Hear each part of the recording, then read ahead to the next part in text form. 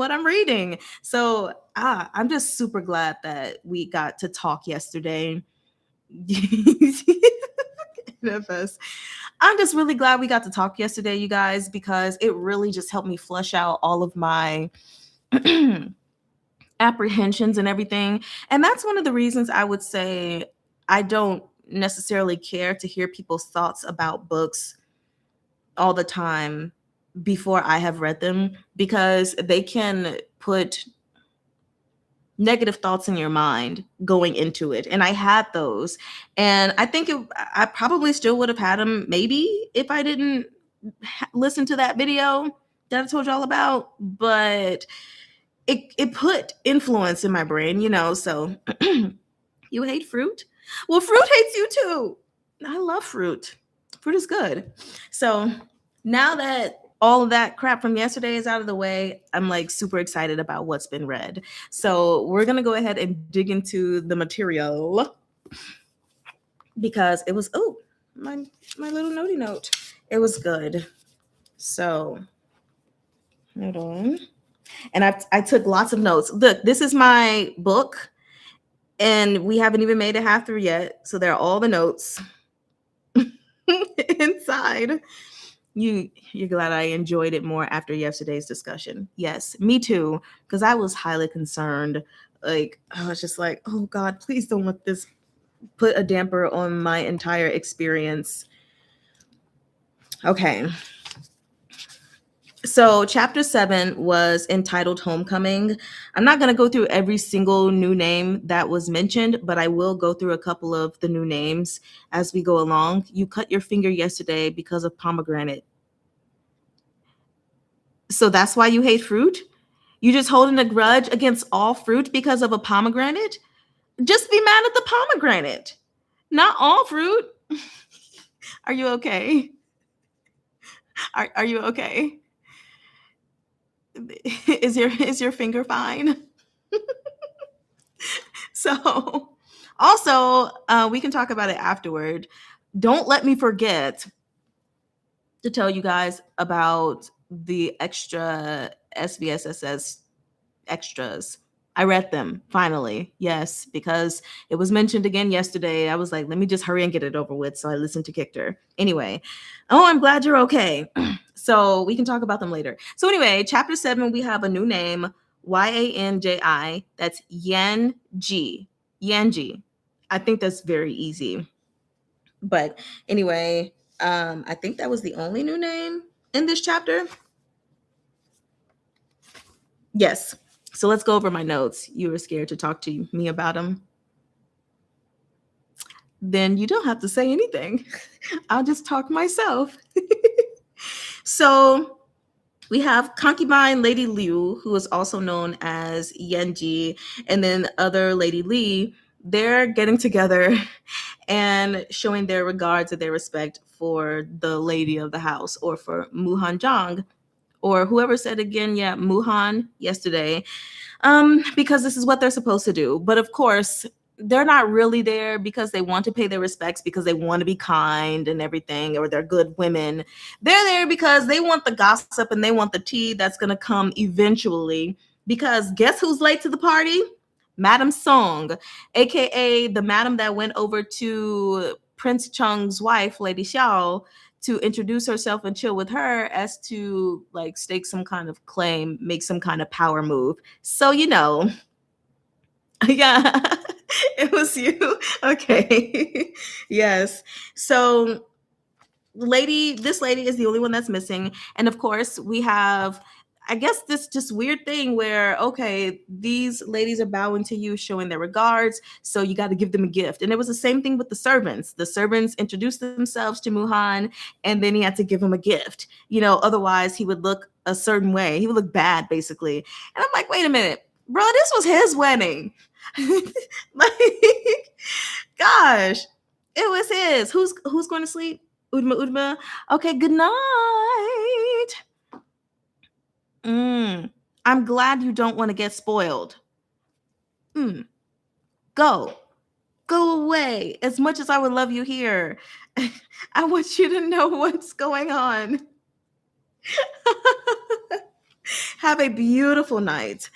Wonderful sleep. Excellent dreams. I grant thee peace. Okay, I ended that because I really wanted to rhyme. So there we go. Your forehead. I'm sorry. I didn't mean to I shouldn't have done that. That was mean.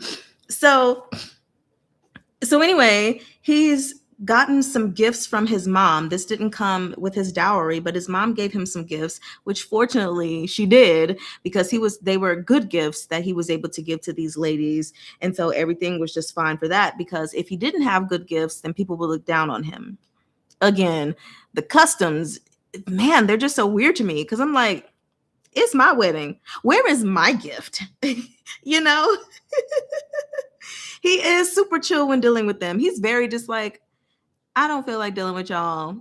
Y'all can go now, which is exactly what happened. But they wanted to stay to see the chaos of Madame Song arriving late, because she was late, which was kind of disrespectful, but it is what it is. So let's see. Then Madame Song eventually arrives, but before she arrives, who do we hear? Ha ha ha ha ha from Jing Shao. Jing Shao comes up into the room with Madame Song, and it's clear that she was using him as an excuse for her lateness and paying respects to Muhan, even though really she was sticking her nose somewhere else where she shouldn't have, but technically it was okay, because otherwise Lady Shaw would have just been left by herself. You said you love his mom and her preparedness. That's actually something we're going to talk about a little later, which I do appreciate the preparedness here, but we're going to talk about it from a different aspect later. So anyway, eventually, Madame Song greets Muhan as Guga, because traditionally speaking, the first wife of the house, the secondary wife could call her Jie, which is older sister. But since he's a man, Guga. When Muhan heard this, he was like, something's not right. Jingsha was like, absolutely the fuck not. And I'm sure after reading so much Danmei, you guys can guess why. Because Guga is a term that has been used for love interests. So no Guga here, baby. He was like, you shall call him His Highness. And it was funny because the book said demanding this of her was tantamount to a slap in the face in front of the princely consort. And so, but at the same time, it's like, but you got to understand though, it's weird for you to call him Guga, because that's also a term for endearment for a lover. You should be able to understand why he doesn't want you to do that, right? So whatever, who cares? Moving on. I just thought that was so funny though. So anyway, eventually they're all dismissed and everything like that. And yeah, I want to go to this one thing right here because I thought it was very interesting. So we have Jing Shao, who was like explaining himself a little bit, and he was basically like, oh, I don't really care about the concubines. Oh, this one was given to me because of this. Oh, that one's only here because of that. Oh, I didn't really touch that one, and it said that he having multiple wives and concubines was not something that ever bothered him before. But when he was looking at Junqing, then he was just kind of like, for some reason, he was over explaining himself without even being prompted because he was feeling guilty. And so I think that really shows how much he likes Junqing, because I mean, this is just a custom, that's just how the way society is in that time period. And he's like, oh, I don't sleep with her. She was like given to me as a gift, And so I was like, you go, my guy, you do what you do. You say he is learning, right? OMG, you're mine. Now I need Jing Shao to Google him. Yes, because Jing Shao is younger, so he definitely needs to Google him. You are absolutely right, Musical Marauder. Like, come on. So I was like, yes, come on. So then we move on to the next part where they're alone together, and Muhan is basically talking to gather a little bit of information. This guy is very smart, you know, and so he's like, regarding the imperial consort's visit today, this one's oversight. Fortunately, Madame Song was vigilant, and we avoided potential insult to older brother and sister-in-law. And based on Jing Shao's reaction to that, then he understood that she was acting on her own, not with his instruction. And so that gave him a little bit more clarity on his standing, and if Jing Shao was still showing favor to her, you know, he was just getting that without asking and without being so obvious about it. And so it was just funny because after Jing Shao realized that he was giving Madame Song a compliment, then he became jealous of his own concubine. He was like, "You haven't even told me good job yet." I was like, "What are you, a little dog? You little puppy?" Turned off my heater. It's like, "Do you need someone to tell you good boy?" Okay. And so that was just really funny. So there's that. And then we move to just a moment with his brother, Jing Chun, and the wife, Xiao, Lady Xiao. Yes. And the brother, he's just overjoyed because he had good conversation with Jing Xiao. Things, you know, he called him Ge. And things just seemed really nice. And so, of course, Jing Chun was telling her, you know, whether something was your intention or not, Jing Xiao is my dear little brother.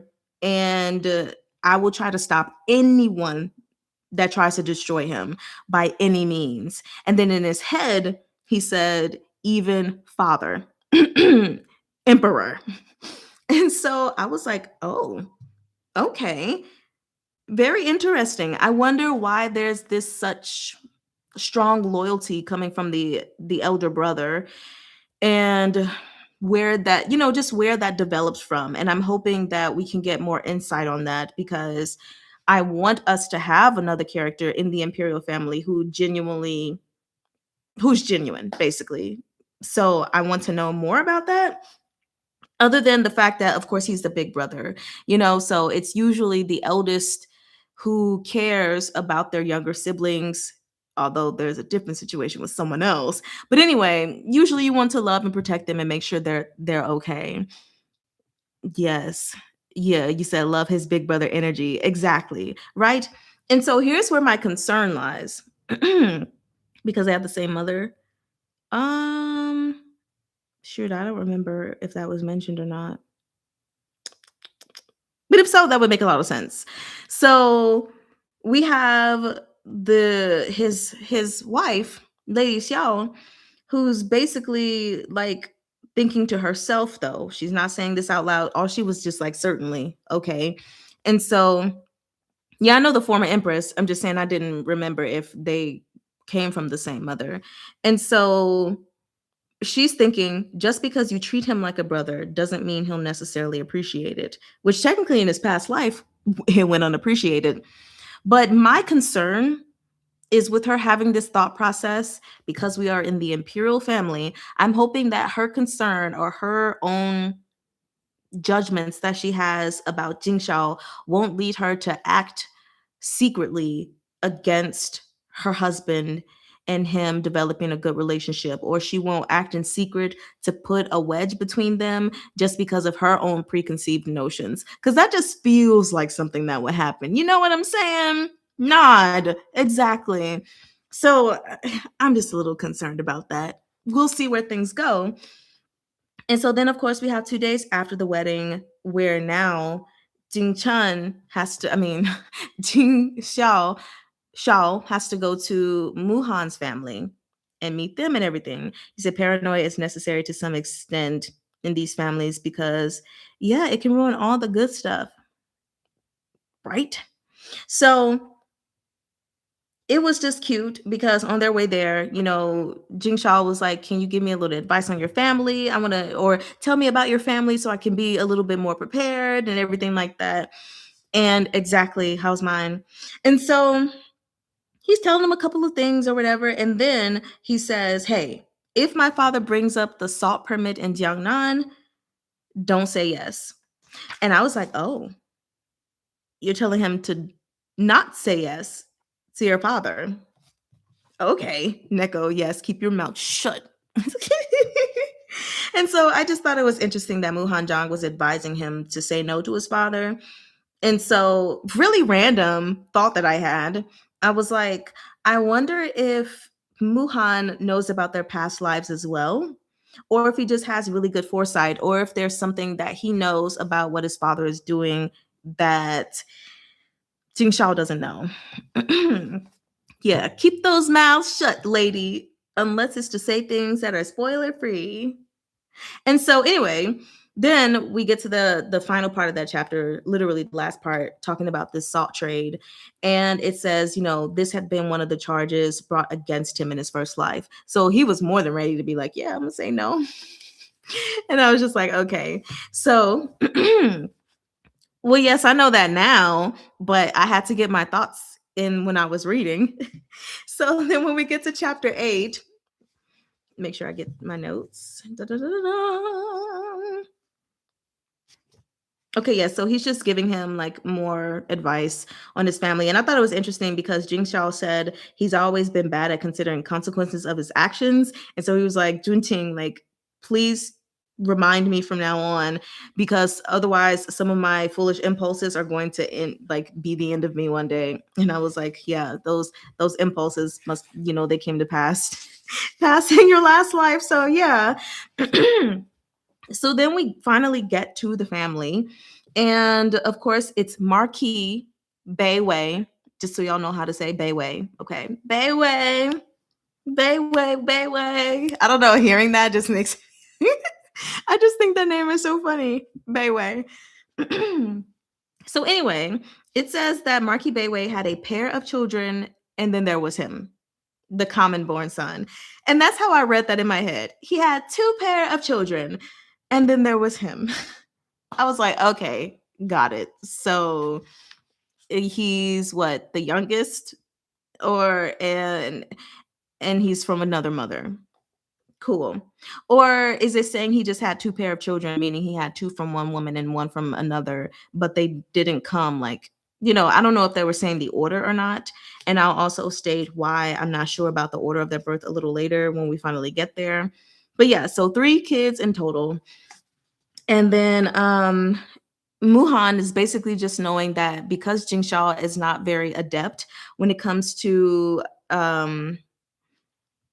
dealing with like social interactions, he's still just trying to give him as many pointers as he can. And of course, Jing Shao is like, I'm an imperial prince. Like, who's gonna try to get the runaround on me? And it's like, sir, let's go to your past life. I don't know what happened in your past life, but let's just go to your past life. Okay.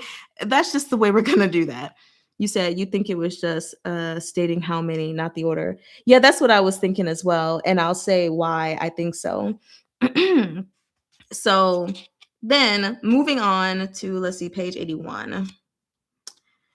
So learn something new. So here we have it saying that in the past, Muhan Jong had always wanted to achieve high honors and in the imperial exams to get respect from these people, his family members. And so I was like, oh, because originally I thought he wanted to be a scholar because he was smart and, just wanted to serve the emperor, basically, But it turns out he just wanted to do something that was just undeniably awesome to gain the respect of his family.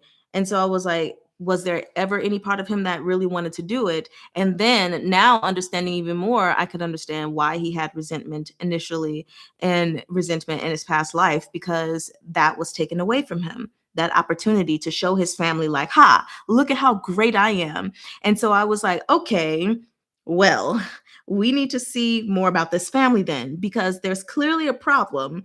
And I was like, I want to know what it is, but this was the chapter to find out some of those things. And it said, like, just not literally 2 sentences later, no one would dare to mistreat him inside Bayway Estate anymore. So I was like, what have y'all been doing to Muhan? What have y'all been doing to the common born beautiful man when he was a boy and then when he turned into a man? So he said, oh, chapter 10. Yes, we're getting there. And so, he's meeting the family or whatever, and then we have his brother, the firstborn, who is Mu Ling Bao. Ling Bao is how you say that. So he's the firstborn, and automatically, because of Muhan's demeanor, he's already jealous of him, and it's like, oh my gosh, did we possibly get him into a good scenario? And it's like, great, so you wanted him to be in a bad one. Okay. Meanwhile, the father is clearly happy to see that Jing Shao is okay with his son because he wants to use him. He's just a chess piece in this. So, he's like, okay, if they're in good graces with each other, then maybe, something can work out for me. So I'm just like, man, this family, oh, I don't like any of you guys, like, at all. Oh my gosh. But clearly you could just see from like how everybody is interacting with him that no one likes him. And let me just make sure. Yeah, so obviously his mother is also unfavored and she's currently ill. And he couldn't even ask about her. He had to wait until the primary wife said something, which I just think is so awful. But anyway, his father also seemed to not want the medicine to be gifted to her. Like, he came prepared. Muhan was like, "Look, I have this special medicine for my mother and everybody else." And it said he had a cold glint in his eyes. And so I was like, really? You don't want, like, I get if you don't like her, but you don't even want her to get well. Like, is this where we are? And I'm like, oh my gosh, please save his mom. I don't want her there either. Oh my gosh. And so, of course, when he finally goes to visit his mom, the third madam is like, huh, that brat's gotten bold. And so I'm like, great. So nobody likes him, and y'all all are talking about him behind his back. It just go sit down somewhere. So he was full of hateful glaring the entire time. Mother and son are more capable than the rest, but they're common. Yeah. So then when we get to another section where it's Marquis Beiwei and Jing Shao talking with each other, and he's looking at some weaponry on the wall, it says, I'm going to read it directly, as the 9 sacred relics, 3 sabers, first called Numinous Treasure, Latent Radiance, third Unadorned Grace. 2 daggers named for their form, inscribed with their names. So I don't, for those of you who have the book, you can see the footnotes. For those of you who have fan translations, I don't know if they have footnotes for you, but the Numinous Treasure, Latent Radiance, and Unadorned Grace, the weapons transliterated names read Ling Bao, Han Zhang, Su Zhi. So the reason they didn't translate, oh man. Okay, so he's got these 3 weapons on the wall, and these weapons are named Ling Bao, Han Zhang, Su Zhi, his children's names. Even though we haven't met Sujer or he hasn't been mentioned, I'm going to assume that it's, Sujer. And so Numinous Treasure is Lingbao, Latent Radiance is Hanjang, and then Unadorned Grace is Sujer. So I was thinking maybe Mu Hanjang is the middle child, which is quite interesting because usually the middle child just like goes unnoticed. But according to this, when we get there, he's received a lot of scrutiny and lived under very strict standards. Yeah, latent radiance. I was like, so hidden has not yet to be developed. Okay, cool, I guess. So these names are quite interesting, and the order of them made me think that maybe that's the order of their births and whatnot. So anyway, then we have Mutin, who's talking and fishing for information. And you said not sadly. You said Muhan is truly radiant. Absolutely. And I think, even latent is okay, like hidden, concealed radiance. Like, you guys have just beaten down on him his whole life. Meanwhile, he's a gem. And you sent him off somewhere else to let that, like, non showing that hidden radiance, that delayed radiance, if you will, to shine somewhere else. So It's like y'all just don't know what y'all let go. Anyway, so he's like, "Oh, Jing Shao, Hanjong, he's not really fond of weapons and he was really dull and socially awkward as a child. So if he's done anything inappropriate, I hope that your highness won't hold it against him." First off, let me just say, any parent that is willing to throw their children under the bus, you automatically get this like a loss of respect from me because why? Was there any need for you to say that he's dull and socially awkward? You could have literally just been like, "Hey, um, you know, just as a father, I just want you to know that if there's anything that has been done that's inappropriate, you can let me know. I apologize for it and I can talk to my son about it." But for you to deliberately call out traits that you see as a negative about him, I just think is absolutely horrible. Like I don't know, that gets under my skin so much, probably because it happened to me. Like I kid you not. A really quick random segue. My husband, because at the time my father wasn't in my life, and my stepdad, he wanted absolutely nothing to do with my husband. So before my husband, married me, he actually asked my mother for my hand in marriage. And he later told me she gave him all the reasons not to marry me. All the reasons not to marry me, all of my problems and issues. And I was just like, well, thanks for the vote of confidence, I guess. And then this past time when we stopped communicating, she was already blocked on my phone, all of my social media, everything. And so she sent a message to him, a voice message, and basically told he didn't tell me everything, which was good because at that time I didn't need to hear it. But he told me that she cursed our marriage and was basically saying, "You're never going to be happy because she's too lazy and thinks that she doesn't have to work and she's so fickle and she'll never be able to stick with one thing. And your marriage is going to fail because you're going to have to work 3 jobs just to take care of her," and some blah, blah, blah. And I was just like, again, thanks for the vote of confidence. I was like, this sucks ass. So when I read this, I don't know, it just made me so angry. I was like, why did you have to do that? And I know you were really fishing for information to see if things were really okay between them, because then if things were okay, then maybe you could possibly, like work some things out with him. But still, I was just like, why do you have to throw your child under the bus like that? We get that you don't like him and everything, but this is the person that you've married him off to. Like, even if you think that maybe Jing Shao didn't like him, you still should speak in with regard as if maybe he did. And then you allow him to say, "Oh no, I hate your son." Something like that. Like, come on.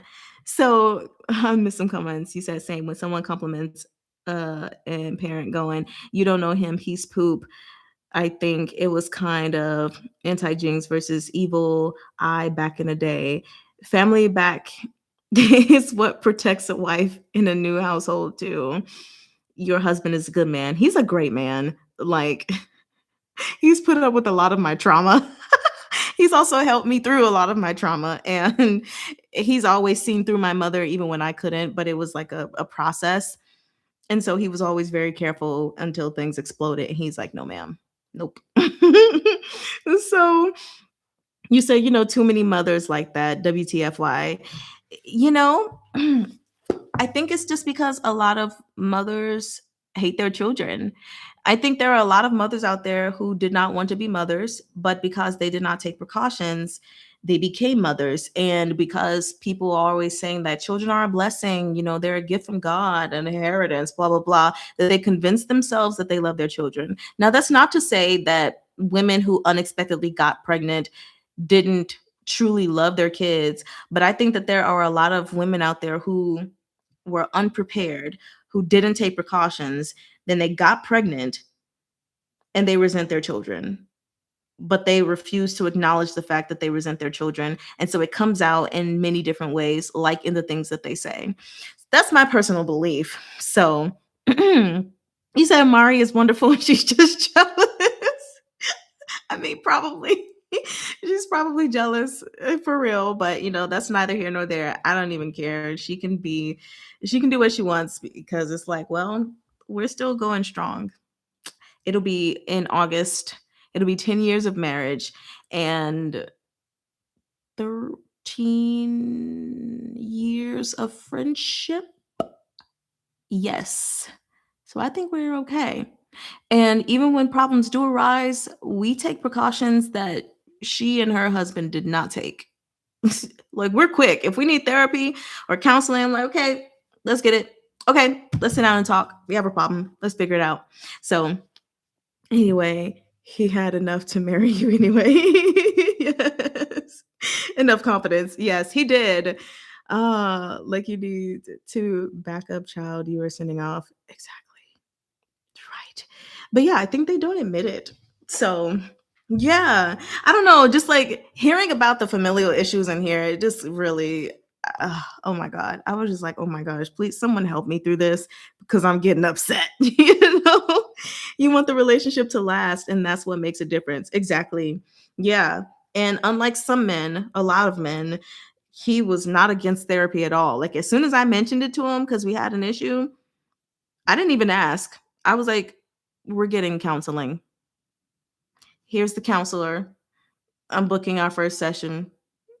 And he was like, "Okay." And we went through it, and it was very helpful. So, let me see. I think those are probably all of my notes for that chapter. The only other thing is his interaction with his mother. I just felt really bad for her because she was like crying and everything and was like, "Are you okay? Are you sure you're okay?" And like wanted to make sure that the man that she was with, I mean, he was with, is treating him good. And he's like, "Mom, I promise, like, I'm okay." Like, he really is actually good to me, surprisingly. He gave me a page boy, he gave me some bodyguards. Like, we're all good in the hood. And she's like, "Is it really true, my love, my darling?" And I'm like, oh my gosh, his poor mother. She's so skeptical. And so he was like, "Yes, I promise you, I'm doing well." And I was like, let's get mom out of there. Let's bring mom to the palace, please. So then we move to chapter 9. Let me look at my sticky notes. Yeah, because she is stuck in something so bad. Meanwhile, he got out. He got out into something good. Not in the previous life, but in this one, yes. So, first off, opening up chapter 9, a token of gratitude, I absolutely hate that it says, yeah, that's what I said, but the last life. Um, it says even if her son wanted to call her mom, he had to do it in secret. And I just think these rules about etiquette and respect in this book grind my gears. I don't care about the secondary wife, the first wife, or anything. Every child should be able to call their mom mom and their dad dad. Like, why can't he just call the primary wife mom as well, or call her mother and call his mom mom? Like, come on. Jeez, like, it's so upsetting. He shouldn't have to wait until he's in private to call his mom mom. Ah, you said, yeah, it was nice to see how happy he was that he got that guard permit to move freely. Yes, because I know he was worried about that, but doing that was a sign that, like, okay, I'm not a captive, essentially. You know, you said the whole setting is so interesting with gendered society with new elements. Yeah. Is that the same like Gumong? No. Well, yes, but no. No, because Gumong didn't know that lady was his mother, even though he felt the closest thing to a mother he ever had, which was his real mother. She had to address him differently. Um, but yeah, he so I guess it was the same scenario, but the difference was the lack of information on his part. He didn't know. So it sucks, but that's a reality of harem politics in ancient China. Yeah. And it totally sucks. China, what are y'all doing? What were y'all doing? I mean, what are y'all doing now though? Because like, no censorship, please. Anyway, so going on, then we get to this part that I want to talk about. Yes, because someone mentioned how before they were yes. His mother's preparedness when she gave him the gifts and everything was very nice, and it was like, yay. Um, we loved the preparedness, the foresight. We appreciated. Here is where I did not fully appreciate it. And my brain will fry before I leave the womb. You would never follow the rules. So here's where I did not fully appreciate this, even though I understood. And that's when Muhanjang is reflecting on something that she said, which was basically like the Chiu clan sends her dividends or whatever, because she gave him some money. It was some silver and a banknote, and she did not have any use for that money. So she gave it to him. And she said specifically, the imperial family is full of hidden perils. Even if that man favors you now, it's unlikely he'll remain true to you for a whole lifetime. Here's where I have slight issue with her preparedness, if you will. I appreciate her giving him the money, the banknote, all of that stuff. I think that's great. But I have an issue with the word choice. And that is, it's unlikely he'll remain true to you for a whole lifetime, because in this moment what we have is a projection of her own experiences onto her son. Like, there's a way to be prepared and to advise your child for something that could happen, but it's completely different to approach it from the aspect of it will happen. And I think that's something that a lot of parents mess up on. They poop on their children, as what I called it, parent out of paranoia, poop. And it ends up doing more harm than good. And she planted this seed into him already, because it could have been worded in a different way. She could have easily have said, the imperial family is full of hidden perils, and I just want you to be prepared in case anything happens and you need to get away. Or I want you to be prepared in case anything happens and you need to be able to take care of yourself. I want you to be prepared in case something happens between you and your spouse. Not, I'm giving you all of this. The imperial family is full of hidden perils, and most likely he's not going to stay faithful to you. Like, dang, okay, I get it. Your experience was horrible. Your husband, he sucks. But like, don't project that onto your child. Like, there again, there's a way to prepare your child without putting the negative connotations in it, without pushing that fear into the subconscious. And we know that it arrives later. We'll talk about it more. You said SVSSS fanfic, I wish you were my husband. Is that the one that is like this? Can you link it in the chat? And then, can I pin you guys' messages? I don't even know. Yes, I can. I'll pin it when you link, if you link it. So you said you're always careful with word choice because of translation, but yeah, she accepts that as truth absolutism. Yeah, and that was another thing. I was like, I don't know if that was translation, but also that's something very easy to like translate properly. So I don't think it's a case of the translation being off. I think it's simply a case of that's just what she said. Yeah, it's unlikely he's going to remain faithful to you for a lifetime.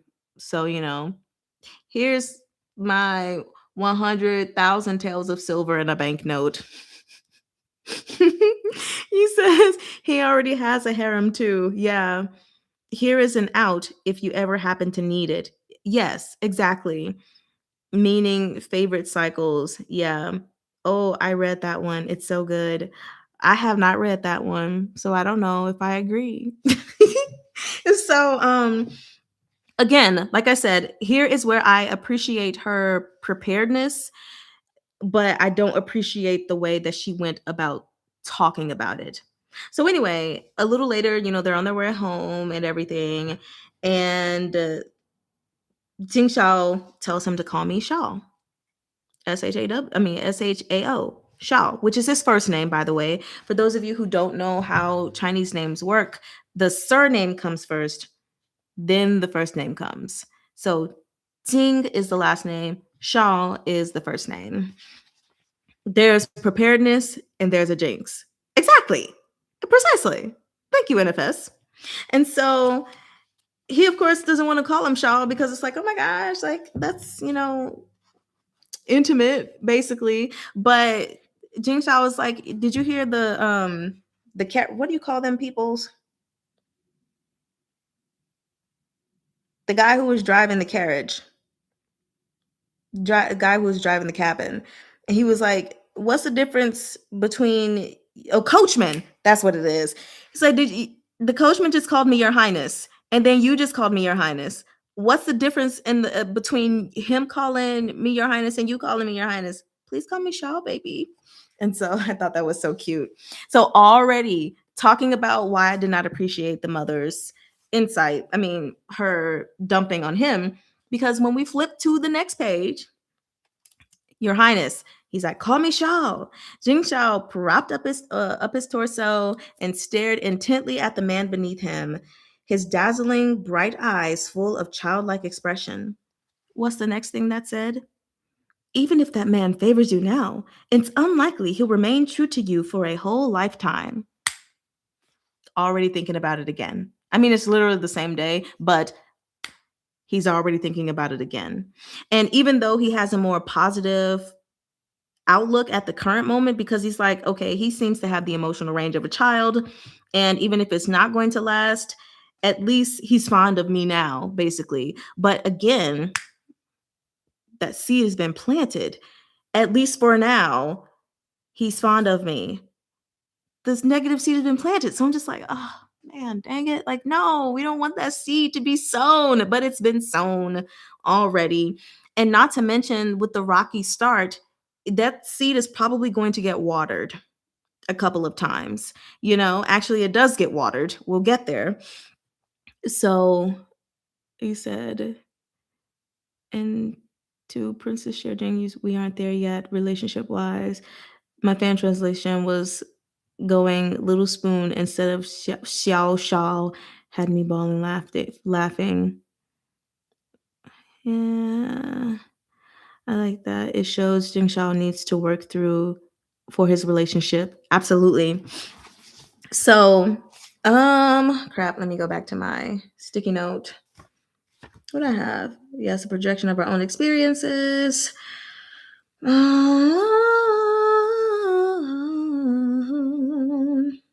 Oh, new name. Right. That's what I was going to give you. When I see them, I try to give them to you. So his page boy, Yun Ju, Yun. So, and then bing. Yun Ju, not Yun Ju, not Yoon Ju, Yun Ju. Okay. So anyway, he's the nephew of Master Yun or whatever, and he's 13 years old. He's been here in the palace since he was 8. And he's pretty smart. And he's pretty fast. And I think he's pretty adorable as well. And Mu Hanjong already likes him. So I already like him too, I mean, he's cool. And there comes a point where Mu Hanjong is talking with Yunju, and he finds out that his books are in a small study. And he's like, a small study? And he's like, yeah, he had us, prepare this for you, me and Duofu, which I don't know if I ever told you guys how to say Duofu. Hold on. Duofu. So it's like fu.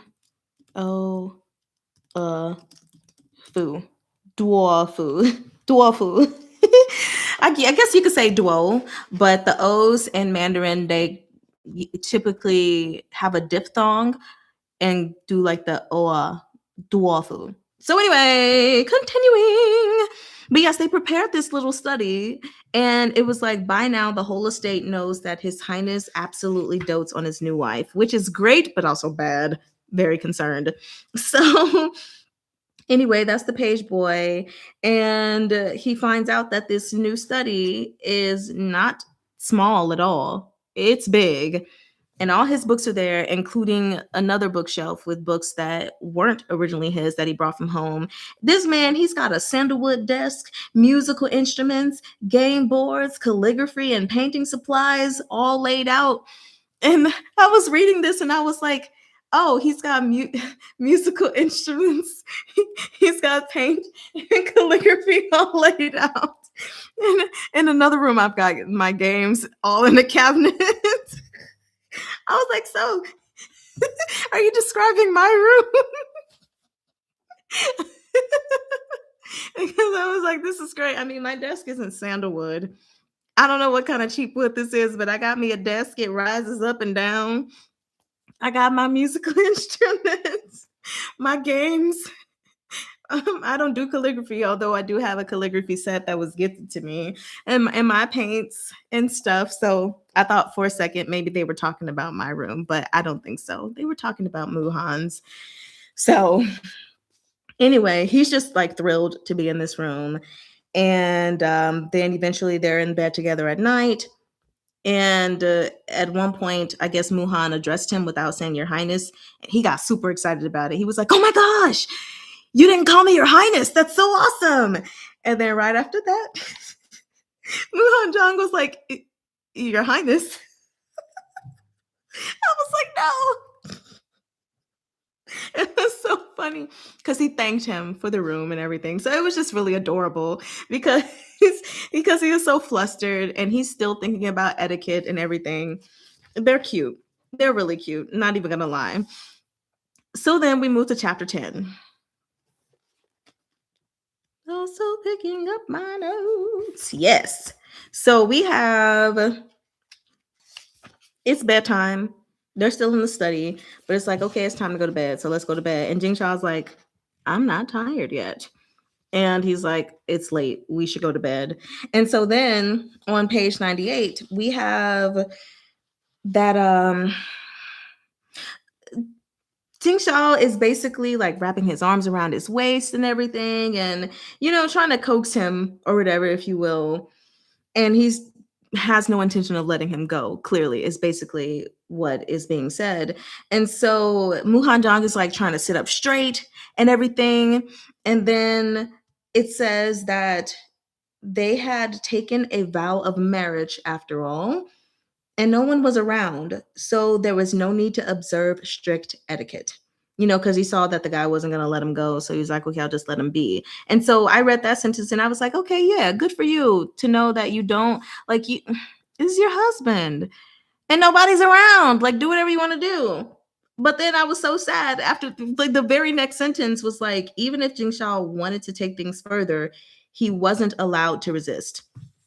Angry again. I don't think I need to elaborate on why. And we know it's just because of the rules that they have in the society. But I was just like, yes, you do. You have every right to deny him if you want, but he really doesn't anyway. So then the very next sentence says, sensing no objection from the man beside him, Jing Shao happily kept his arm around Muhan Zhang. And that just like confirmed my thoughts, because I was like, you absolutely can deny this man, resist him if you don't want. And it was said right there, well, in a roundabout way, because Jing Shao was waiting to see if there would be an objection. And because one wasn't given, he kept his arm around Muhan Zhang. And so on one hand, I'm like glad to hear the thoughts of Jing Shao, to know that if there was an objection given, then he would have, tamed himself. But at the same time, it's just kind of sucky because Muhan Zhang doesn't even think that he has the capability or the right to reject if he wanted to. So that was just I don't know. I kind of went up and down on my emotions, and literally in just 1, 2, 3 sentences back to back. I was like, well, dang. Huh. I do like the distinction between societal rule and how they go about it. I like what happens later. Yeah. It's a very good discussion text on consent. Yeah. It really is, And so we go reading a little bit more, and we'll talk more about the consent and everything, or what happens later. And so he took him to his favorite place, right? And that was on top of the Stargaze Pavilion, which was really cool. I wanted to mention that. This is a cute moment. This should be a moment that's beautiful. And he got to see stars. And he's like, he's never seen such a completely starry sky before, which I have to say, when I went to Arizona and we went to the Grand Canyon, we were driving back home, you guys, the road that the map took us on to get back home, it was so dark. There were no lights anywhere except from our vehicle and any vehicle that we passed. There wasn't even a vehicle behind us. It was so dark, which was very scary for my husband. But it was so cool for me because I looked out the window and I was like, well, that's a lot of stars. And so I lowered the window. And when I tell you, I feel like I was enveloped in stars. Like there was no end to them. They were just like scattered everywhere. And I felt like I was not on Earth. I was like, because I've never experienced that before in my life because I've always been in the city. And even when I've gone to places, there's still been lights here or there or somewhere. And that experience, I don't know how to explain it. Like I want to experience that again, not on the road, so he's not terrified, but I want to sit under the stars again somewhere where there's no light pollution because it was the it was the most amazing experience ever. So when I was reading this, I was like, is he getting this experience? Because whoa, like I literally felt like I was being swallowed by the stars, like swallowed by the sky. Let's turn that into a song or something, together. We'll write a song together because it was just so amazing. And I just had to gush about that for a second because it was really cool. So let me look at the comments.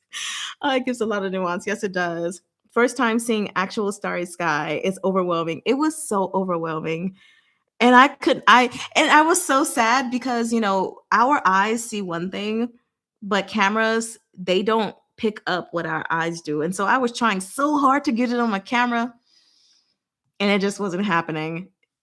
There was no way I could share that experience. I was just like, damn. Oh man, I want to go back to Arizona and go visit the Grand Canyon one more time and just experience that starry night. Oh, it was so good. It's incredible what a lack of light pollution does. Yes. First, how's mine bods, but then they nod. How do you bod? And use your whole body to nod. That's how. But it was so good. You said that's why you're an artist, Marjan. Tech can't do it. It really can't.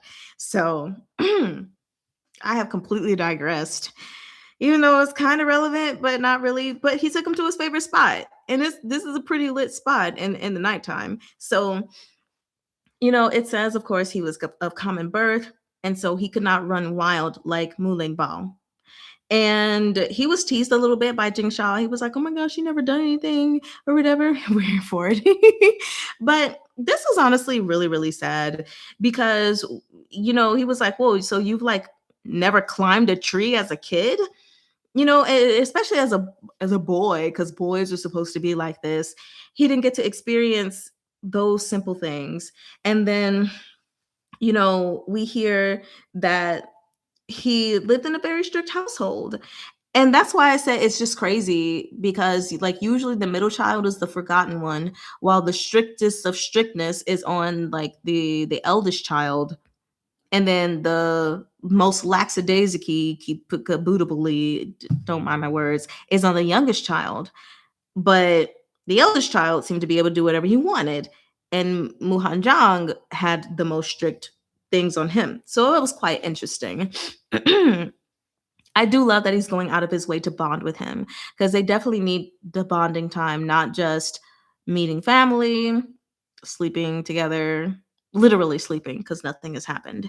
So I loved this moment. And even though it's sad, I was very happy that he got to know a little bit more about him. And then even on page 99, when it's like, yeah, no one had been there to guide him when he was young. His mother wasn't highly educated, so all she could teach him was how to use an abacus and balance books. And when his father discovered this, he threw a fit. saying that his mother was spoiling him. And so my note here is just like, yes, because educating your son with the only knowledge you have, the only limited knowledge you have, is spoiling your child.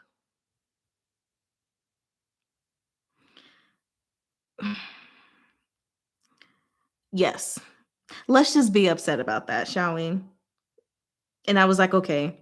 Clearly, Marquis Bayway has a control the stupid plan, because for you to be upset about your child getting education just shows to me that you want to use him in a way, or, you want him to be stupid to where he can't learn anything or do anything for himself and has to rely on you, or is more easily manipulated by you. Because why are we getting upset that he's learning how to do something that even his mother was doing for you? Hmm? Huh? One more time. I hate his father. So anyway, we keep going, and this is, oh my gosh, this chapter. So Jing Shao mentions, he's like, we're getting there. That is in these chapters. So that was to you, NFS. So the next page, Jing Shao enlightens us that the Marquis Bayway peerage has had a long lineage of generals. And so he was like, why didn't your dad teach you martial arts? And I was like, oh, why didn't he teach you martial arts? And remember, I was like, well, earlier on, I felt like maybe Muhan Jong had an underlying sickness. I just remembered that now. Well, when he was little, his meridians were damaged by hypothermia, and the doctor said that he could no longer practice martial arts. So Jing Shao was like, wait, what? And how did you get hypothermia? Oh, he just fell into the pond in the wintertime. You said, is it Don May? If one is not sick. Let's think about this. If one is not sick or their physical capabilities have been damaged in some way, then no, it's not Don May. I'm trying to think. Let's see. What did we read this year? Stars of Chaos. Well, he had Wu Argu. I mean, he could still do stuff, but Gu Yun also couldn't see and couldn't hear, but he could, but he couldn't. Oh God, what did we read after that? The Assail Tyrant's beloved pet fish, Jing Chao. I mean, Prince Jing. So many Jings. He was mute. Oh man. And then what did we read after that? We read, was it Guardian we read after that?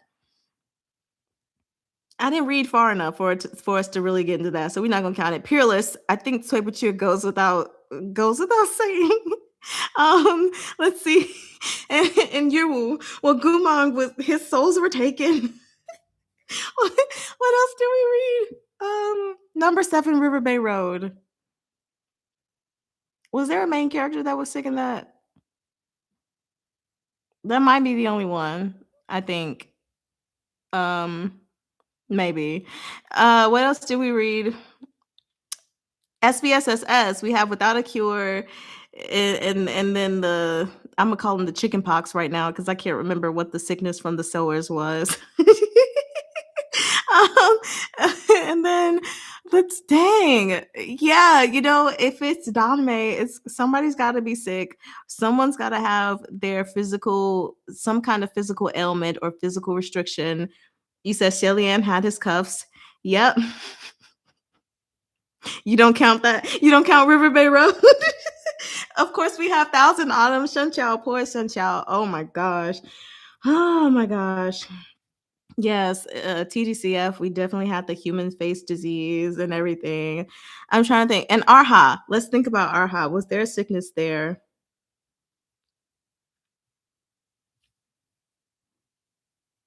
In the main characters. I can't think of a sickness. Insanity.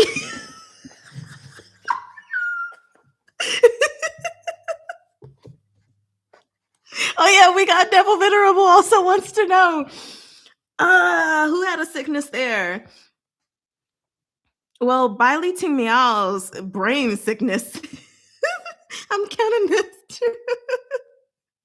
And literally one of the characters, he was sick all the time. That was just part of his cultivation. So, yeah. If it's Danmei, you're sick, you're physically ill. Yes, Yin Hanjiang and his T deviations, or his illness, when what's his name, when Wen Zhan was perceived as dead, most definitely. Personality disorder. Yes, we're counting all of this stuff.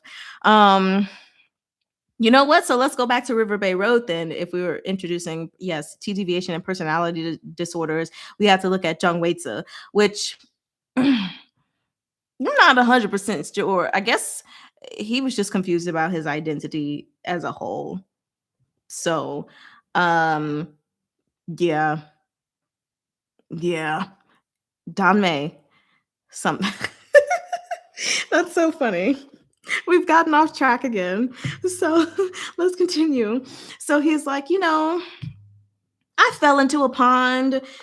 He was very small. His father, at one point, he actually had a great constitution for martial arts, and his father favored him then.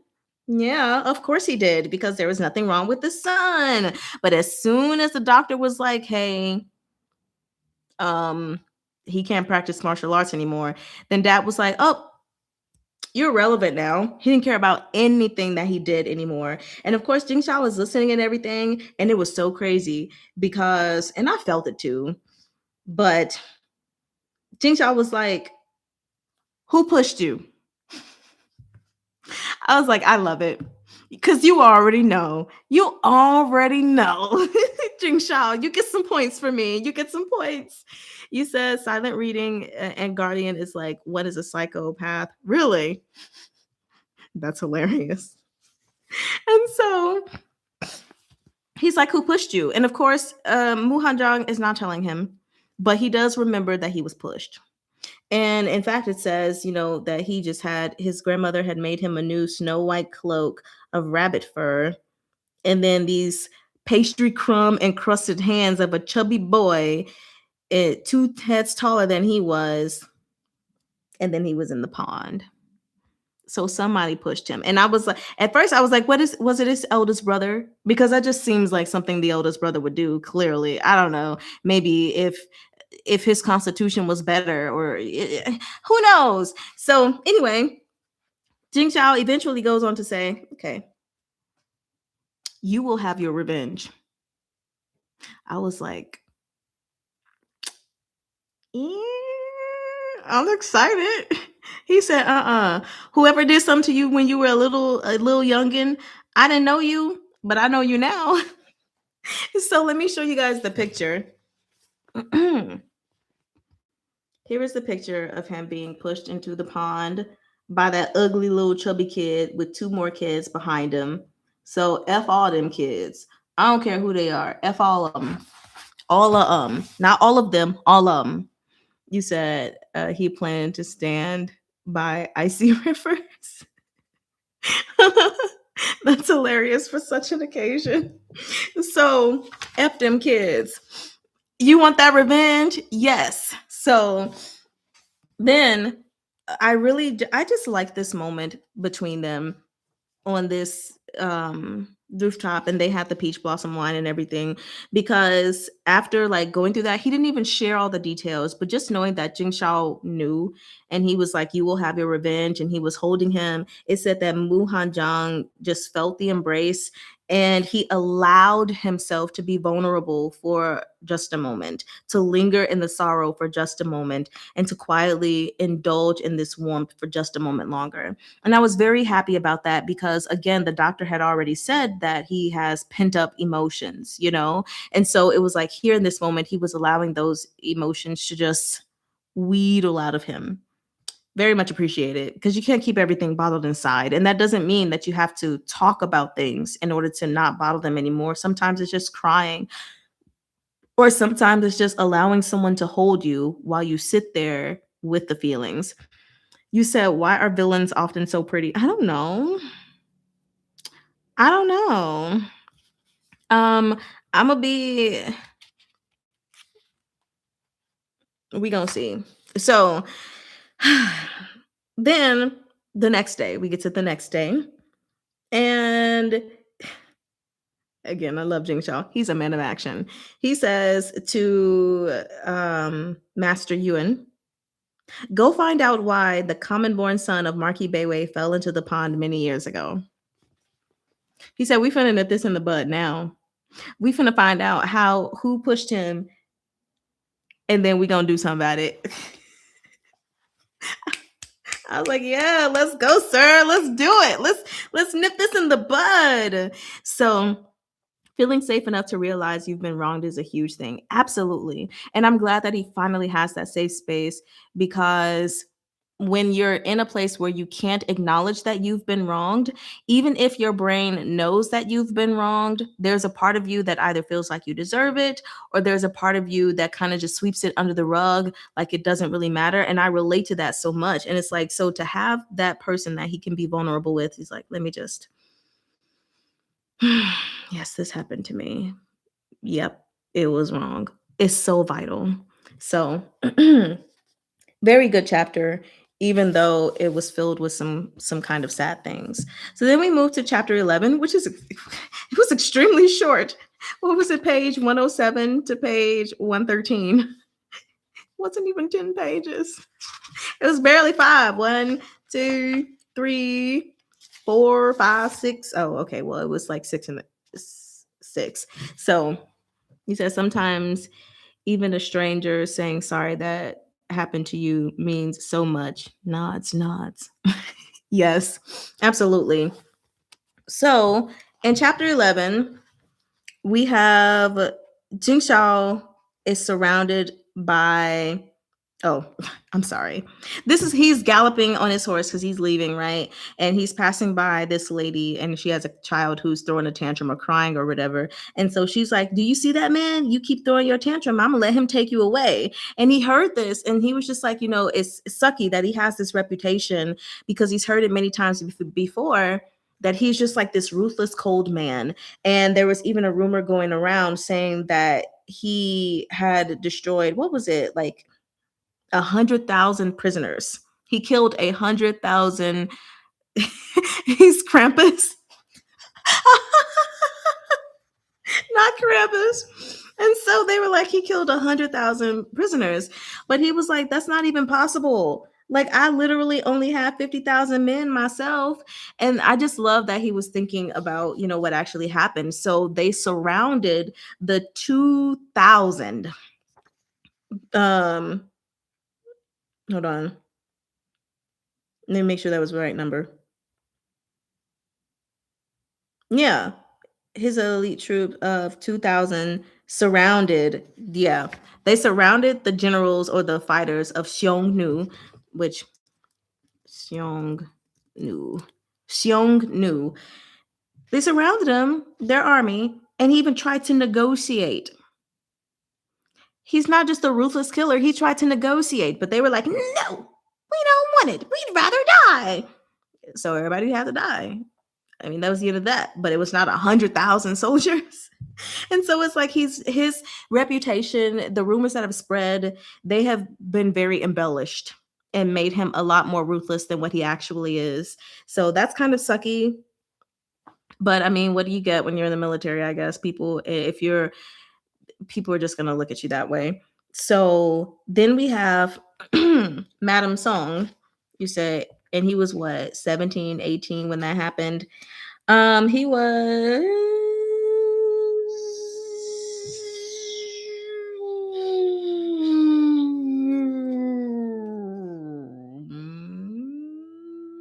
it doesn't say.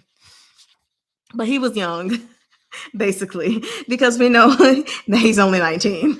So boy was young. Yeah. So anyway, then we get back to talking about, let me see. He's 19 now. So yes, he was young. Okay, y'all were just saying what I was saying. So we have the scene going back to Muhan, and basically we have it talking about like his dowry from his family, which they gave him nothing more and nothing less than what was to be given to him. But then also they gave him his allotted tangible assets, like the country villas and farmland or whatever. And the land that was given to him is in the eastern outskirts, where there's just like this overgrown woodland that's filled with black locust trees and scattered like irregularly shaped rocks, and there is nothing that can be grown from that. It's basically useless. That's what was given to him by his own family as a dowry. Anyway, we keep reading. Madame Song came to see him because it was time to hand over like the household management and everything to him. And Yun Yu had already said something to him about this. You know, he was like, this is what she's coming for, and it's about the household management. If she says that she wants to keep handling it for a couple of months, before handing over the ledger, don't say yes to her. And I was like, okay, Yunju, you're so young, but you know what's up. And I just appreciate him giving advice, even if Muhan already had his own things in place.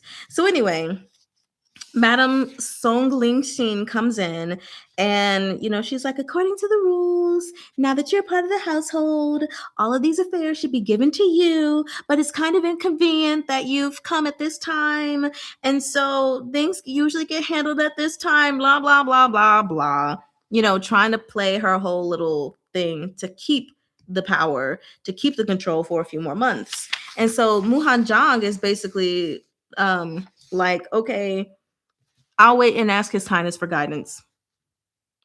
How's that? And she was like, darn it. He didn't fall for my trick. You said your voice from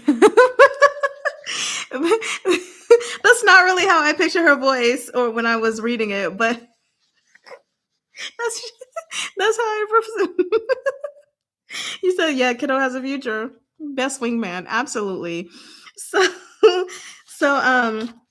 of course, she's like, he didn't fall for my trick.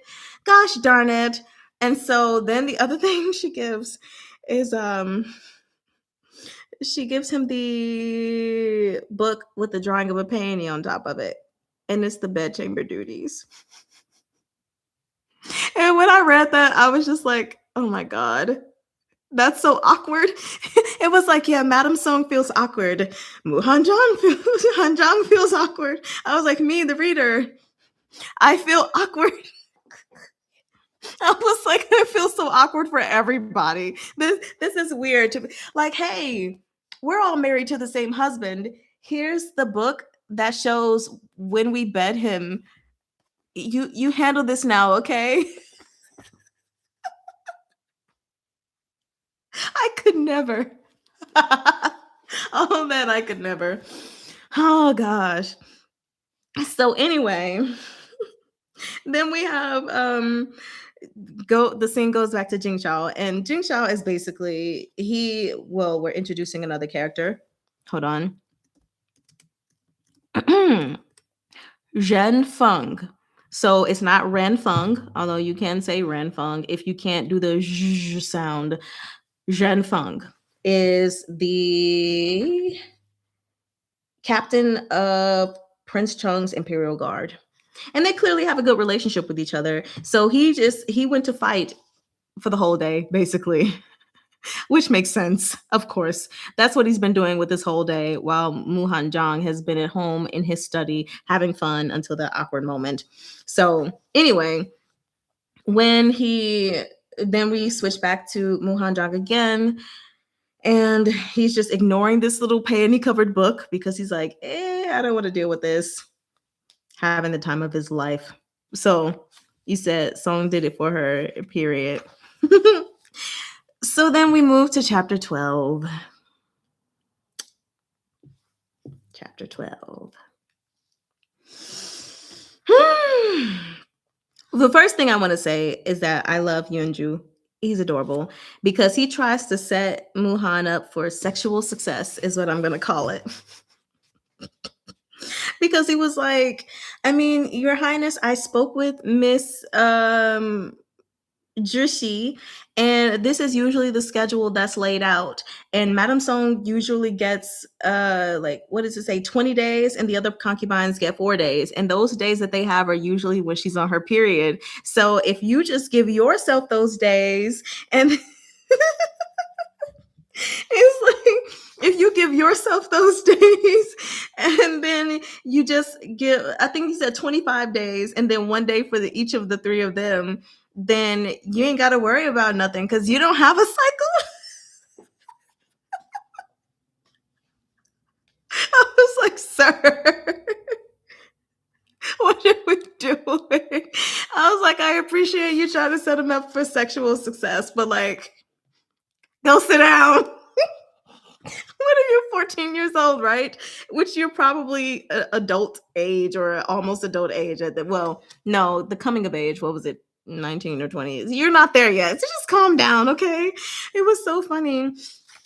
And then, it just kept going on. And, Muhan was like, that's illogical. There is no way that I'm about to do that. He was like, what primary wife doesn't know that you got to delegate it? Otherwise, everyone's going to see him as just like being possessive and stuff. It's basically going to create a lot of trouble, unnecessary trouble.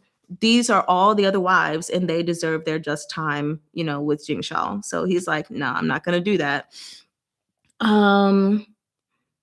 You said he can't give an heir, so he can legit pass it on. You're late again? Yeah, an hour and a half late. Oh, you said you cackled. You love our little page boy. Yes. Yeah, 20. Yeah. Oh my gosh. So, yeah, we're on chapter 12, which is the final chapter. So, um yeah. So after that, then we have Muhan Jang. I personally, oh, I'm sorry, I skipped the note because I started reading comments. We learn that the servants in the estate do not like Madame Song. They're actually all fed up with her because she's stingy and she's calculating. And the servants don't like that.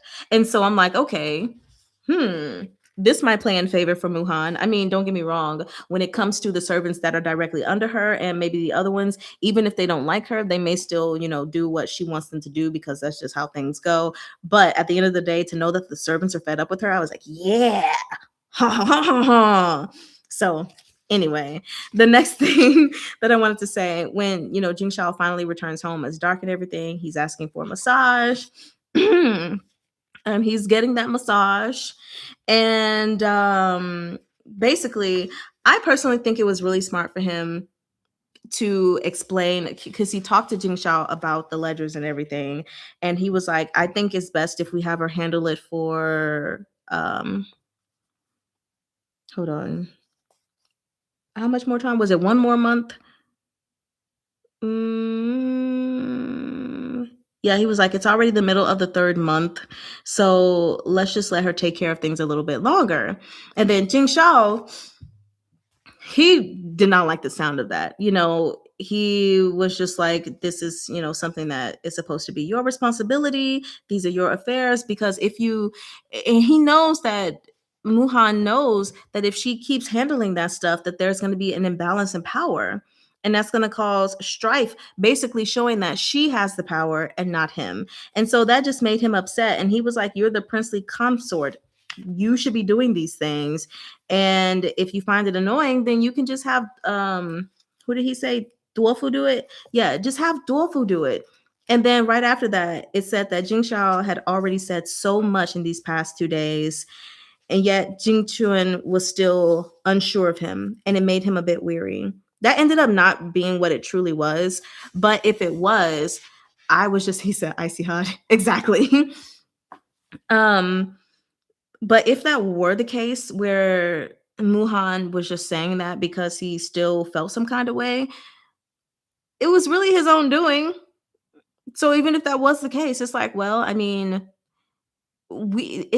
even though things are progressing, it was just 2 or 3 days ago when you were sexually violent with him. Then you were nice to him. Then you were cold to him when meeting your parents. Then you were nice to him again. So even if that was the case, I think it would have been justifiable. But Of course, that wasn't Muhan's intent, and he saw that he had made Jing Shao upset. And so he was like, no, no, no, that's not what I'm saying at all. Like, I just think it would be smart to give me some time to study previous ledgers over the years and just allow this month's ledger to be transferred next month. So he's not letting her handle this for several more months, but he's like, I want to see what has been done in the past so I can see a pattern and then get this month's as well next month. That way I don't make mistakes and make things go wrong, you know? So I was like, I think that's very smart. And I think that's very fair. But of course, Jing Shao was still upset or whatever.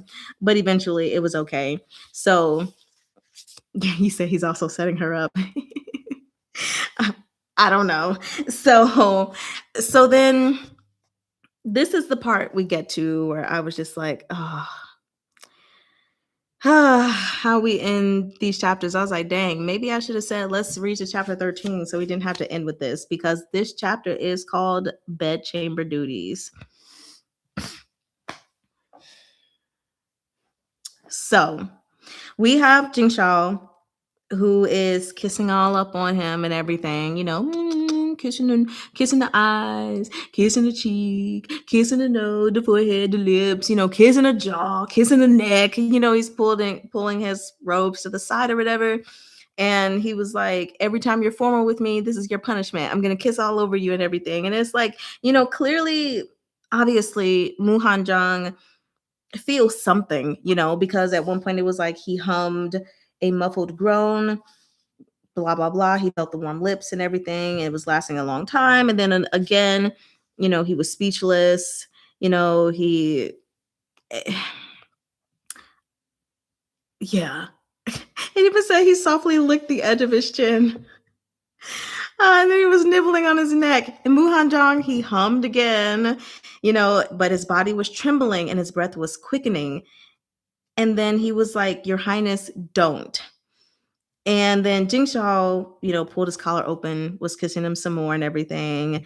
And he was like, Call me Shao. And Muhan Jong, again, he was humming, you know, and he could feel this is where everything kind of like took a turn, because he felt Jing Shao's erection.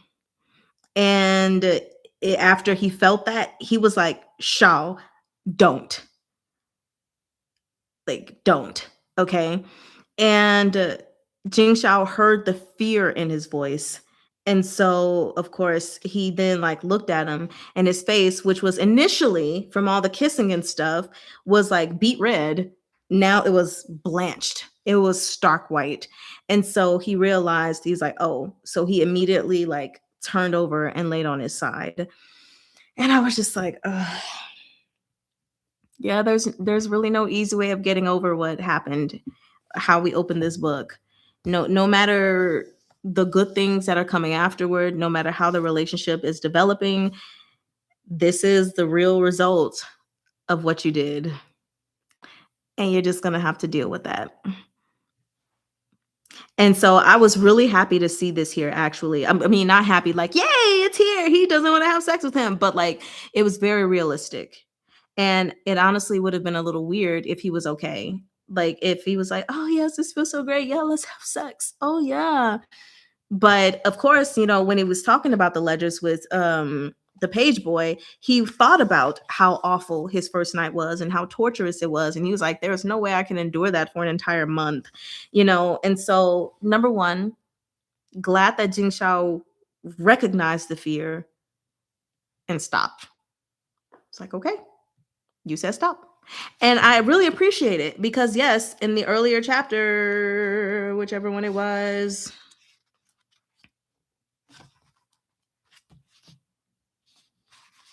which chapter was it? In one of these earlier chapters, you know, he felt like he didn't have the right to say no. But you absolutely have the right to say no with Jing Shao. If you say stop, he stops. Yeah. So, that was just really sad.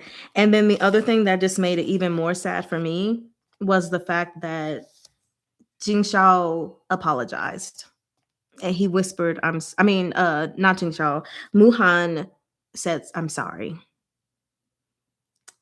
because he felt bad that he couldn't have sex with him. But it's like, from the experience that you had, it's totally understandable. Um, Man, it was just really sad that he felt like he had to apologize because of the society that they live in. He should not have the right to deny his husband. And I was just like, uh, okay. And then, of course, Jing Shao was like, sleep, it's all good, and even pulled him into his embrace. So I was happy that, he responded in such a way, because I definitely, like, not from the perspective of being forced upon, but I definitely know what it's like to, like, be in the moment and then being out of the moment and feeling so bad for it, because, with my adenomyosis, um I had a traumatizing sexual experience, 2 of them with my husband, to the point I ended up crying, and it was just so bad, I felt awful, and then I started apologizing. I'm like, "I'm so sorry." Meanwhile, I didn't have anything to apologize for. Like, it's perfectly normal, perfectly natural for him to feel the way that he feels after the experience that he had that was traumatizing. So I'm just like, "Oh, man, that's so sucky." And so now I'm kinda like, "Man, how is their first time gonna go?" Like, their first consensual, happy, good time relationships, how is that actually gonna go? Because, like, I don't know.